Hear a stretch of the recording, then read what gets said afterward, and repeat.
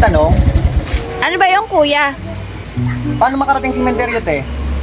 Ay, madali lang yan kuya. Makikita mo ba yung dead end na yun sa dulo? Ayun doon, te, yung dulo. Oo. Ano ko doon? Saan ako nililiko? Sa kaliwa o sa kanan?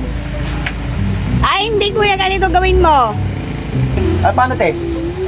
Una, bilisan mo ang takbo ng tricycle mo, mga 60 to 80 kilometer. Tapos, te, anong susunod ko?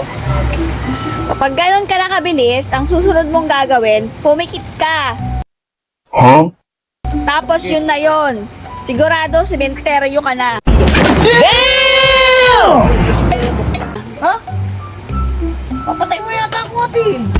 Sabi mo kasi paano makarating sa sementeryo eh.